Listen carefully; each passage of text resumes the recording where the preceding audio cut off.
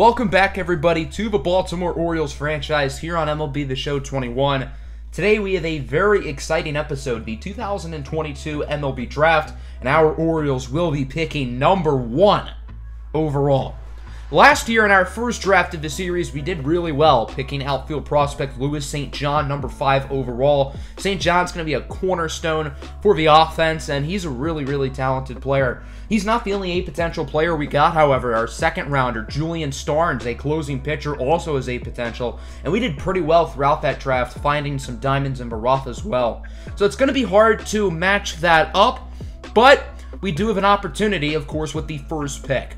So for the blue chip players I am looking at, I want someone who is not a closing pitcher, whose MLB ETA is at the latest 2025. Those are the two things I'm looking for the number 1 overall pick, and there are 3 guys who fit my criteria: starting pitcher Cedric Small, starting pitcher Eric De La Cruz, and outfield prospect Xavier Bowman. Those are the 3 guys I've really been looking at since the start of this pre-draft process, and it was very clear once I saw all the blue chip players that the top pick was going to be one of those 3 guys. It's just a matter of which one we choose to select. I actually did a little bit of manual scouting. I've never really scouted manually in this game. I always found it complicated, but I spent 2 minutes trying to figure it out, and it's very simple. I don't know why I used to think it was challenging, but whatever. So it's going to be a crapshoot really after our first round. It's pretty much a guessing game when it comes to the MLB draft, but I think our scouts have done a pretty good job, and I'm excited to see all of the players we get. Before the draft, the Mets have offered us a trade. They're trying to give us Marcus Stroman for Santiago Rivera. Never really considered this. No reason for us to do that. So let's get to the draft. The Orioles picking number 1 overall for the second time in the past 4 years. We own a competitive balance round A pick, which I believe is 32nd overall. And we also own the first overall pick in every round. Here's a look at the draft order, by the way. So let's get this one started. The Baltimore Orioles are officially on the clock here in the 2022 draft. With the first pick in the 2022 Major League Baseball Amateur Draft, the Baltimore Orioles select Xavier Bowman, an outfield prospect from St. Christopher's High School in Richmond, Virginia.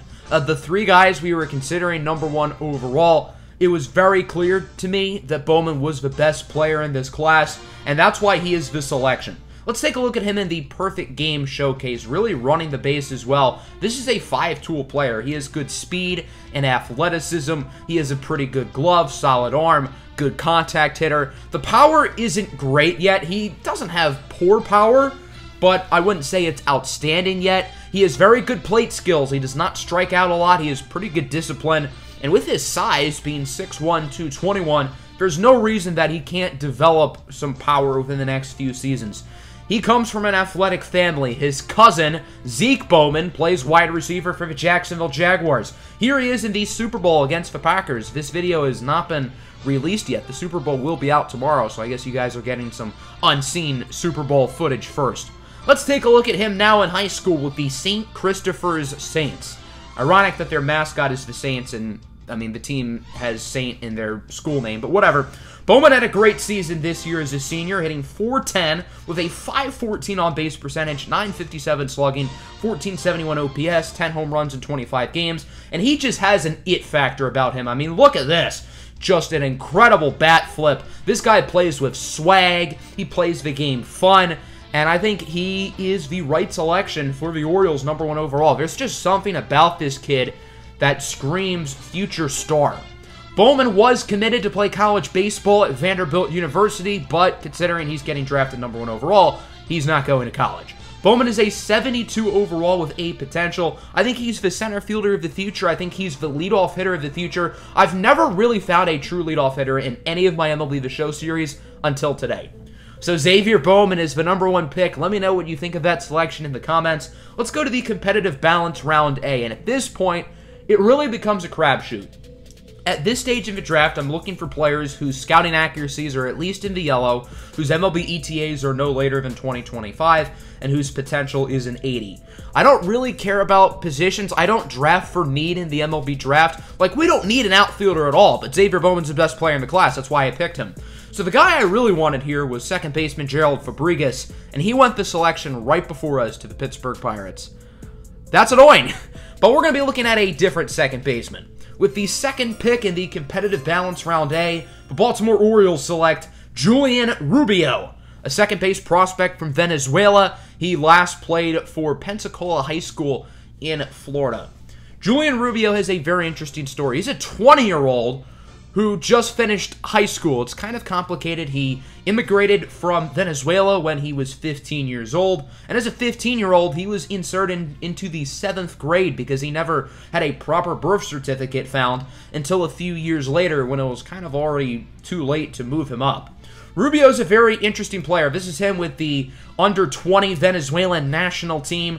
I think he's a really talented player. He has a lot of pop with his bat, good power, good contact. He's a solid defender. He needs to work a little bit there. His plate skills are also not outstanding. He's a 66 overall with C potential, which at surface value does not look outstanding, but I do think he is a really talented player, and I think he does have a major league future with this organization. Unfortunately, the Gerald Fabregas player I wanted ended up having B potential. He's a little bit better. So let's move to the second round now. The Orioles are now going to be looking at starting pitching. With the first pick of the second round, the Baltimore Orioles select Andres Ramos, a right-handed starting pitcher from Puerto Rico. He last played for Coastal Carolina University. So Andres Ramos is the pick, another foreign-born player who has, of course, last played college basketball for the Coastal Carolina Chanticleers. Ramos is a very well-rounded pitcher, in my opinion. He has good control. He has pretty solid velocity as well.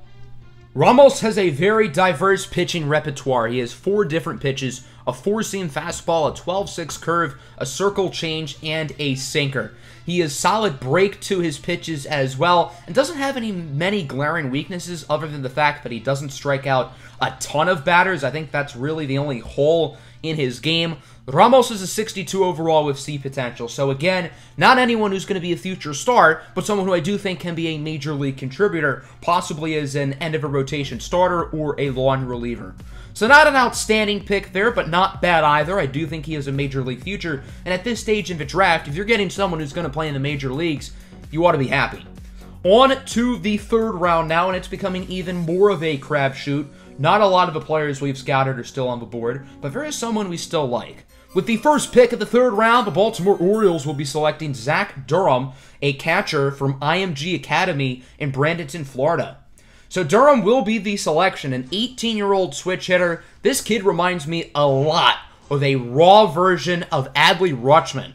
Durham has a pretty raw bat. He has solid power and contact. It's not great. He's going to need to develop it in the minors for a few seasons, but defensively, he's already really solid. He has a good arm. He's a good fielder. And I think he is quite raw. I think that 2025 MLB ETA is a little bit generous. I don't think he'll be ready by then. But this guy has a very high ceiling, although catcher is not a need for the Orioles. They wanted to draft the best player on the board, and Durham can also play first base. So if he ever does become good enough to be a major league contributor, he can always slide over to first. Durham is a 55 overall. Yeah, he is not great at all yet, but he has B potential, and I think he has a lot of upside going forward. On to the fourth round now. 4 picks down, 3 to go. So here in the fourth round, there really are not a lot of good players left who we've scouted. So at this point in the draft, we're really just going to be taking a shot in the dark with this next selection. With the first pick in the fourth round of the 2022 MLB draft, the Baltimore Orioles select Cosmo Cruz, a closing pitcher from Venezuela. He last played for Franklin County High School in Georgia. So Cruz is going to be the selection. At only 19 years old, I think there is some potential here, even though we really have not scouted him at all. Let's take a look at some film from the under-20 Venezuela national team. He was teammates with Orioles' earlier selection, Julian Rubio, on this squad. Cruz has 4 pitches, a 4-seam fastball, a curveball, a changeup, and a slider. So a very common set of pitches, but he uses them all well. Doesn't allow a ton of hits. He also does a good job of striking out batters. I think the control could improve a little bit, but I think we've found a diamond in the rough. 70 overall with B potential. An absolute steal here in the 4th round with Cosmo Cruz. I think he's going to be an impact player in this bullpen in a fairly short amount of time. So a phenomenal selection there in the 4th round. Now into the 5th round with the first selection of round 5. The Baltimore Orioles select Chet Ballard, a relief pitcher from Smithson Valley High School in Texas, and he is from the Netherlands. So back-to-back selections of picking relief pitchers who we have not scouted at all. Ballard is an interesting player as well. He also has 4 pitches, a 4-seamer, a 2-seamer, a changeup, and a slider. He is also a right-handed pitcher as we look at him in the Perfect Game All-American Classic. He's only 18 years old. He's going to be a little bit raw, but I do think he has major league potential, and I think he could be an interesting player for this team to develop down the line. The Orioles have done a great job of improving the bullpen the past couple of seasons in the draft, adding players like Julian Starnes, Felix Rosa, Cosmo Cruz, and now Chet Ballard. I don't think Ballard has the upside that those guys have, but this guy throws really hard, strikes out a lot of batters. I think his control really needs to improve a lot, but I do think there is some upside, and for the 5th round, I don't think he's a bad selection at all. So welcome to the team, Chet Ballard, as we go to the 6th and final round of the day. And at this point, it becomes even more of a crapshoot. With the first pick of the 6th round, the Baltimore Orioles will be selecting outfield prospect Woody Nieves from Puerto Rico. He last played for the University of Florida. So Nieves will be the selection. He has been somewhat scouted. I don't think he's going to be a great player, but the Orioles are a little bit familiar with him. And now they figure here in the 6th round, why not take a shot on a guy like this? Nieves has been a 4-year starter out in left for the Gators, and he's been one of their key players. All first-team SEC, all second-team All-American this year, and he's been a really solid player in college baseball for a long time, contributing for a very good Gators squad. I don't think Nieves will ever reach the big leagues. He is already 22 years old, and he's only a 50 overall with deep potential. But I do think he could be a solid minor leaguer. He has good contact, decent power, decent speed, doesn't have a great glove, but I think he can have a role in this organization even if it's not as a major leaguer. So that will conclude the 2022 MLB Draft. I think we've done really well 2 years in a row. Let's take a look at the official potentials of all 7 players we have selected. So Xavier Bowman being a 72 overall with A potential, his official number is 91. Would have liked that to have been a little bit higher, but at the end of the day, I think we have hit a grand slam with our first selection. Other notable ones, Zach Durham has 88. That's pretty significant. Cosmo Cruz has 83. Julian Rubio with 77. Andres Ramos has 74. Ballard with 78. And Woody Nieves with 68. So overall, I don't think this draft class is as deep as it was last year, particularly in the mid-rounds. I think we could have done a little bit better, but we had a great first-round pick, and I think we found some potential late-round gems in guys like Zach Durham and Cosmo Cruz. It seems like the other 4 teams in our division got a hit with either their first or second pick, so the AL East continues to get better.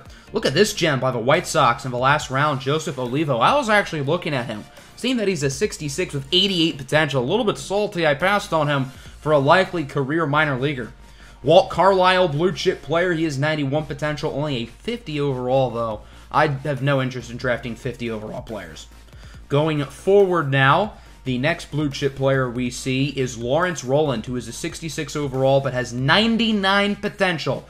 Maybe we should have considered him. I don't think picking a closing pitcher number 1 overall is the smartest idea, but the Oakland A's might have found themselves the next Mariano Rivera. The Mariners did really well. They drafted Cedric Small, who has 93 potential, and their last pick, Derek Hutton, has 8 potential. Robbie Nielsen, an outfielder, has 91 potential for the Texas Rangers. Again, his overall is in the 50s. I really don't have much interest in that. Carlos Marival, 68 overall, 89 potential. Nice pick by the Phillies. Nationals got a 46 overall blue chip player in Eric Littleton. Anthony Robles, 39 overall, 93 potential. It's a little bit alarming when your first baseman's best ability is stealing. Oh well. The second overall pick, Mike Messer to the Pirates. 54 overall, 91 potential. Of course, Gerald Fabricas, the guy I wanted. I think he's like a 65 overall with 85 potential. Eric De La Cruz, one of the other guys we were seriously considering. He's a 71 overall with 94 potential. So I think you could argue that he is a little bit better than Xavier Bowman. And maybe hindsight tells us we should have taken a better look at De La Cruz. But I'm very happy with Xavier Bowman. I'm very happy with this draft class as a whole. Let me know what you guys think of this draft class as well. Did we make the right pick at number 1 overall with Xavier Bowman? And what do you think of the guys we picked in the later rounds as well? Hope everybody enjoyed the episode. Make sure to hit the like button and subscribe to the channel if you are new. And as always, have a good one. I'm out. Peace.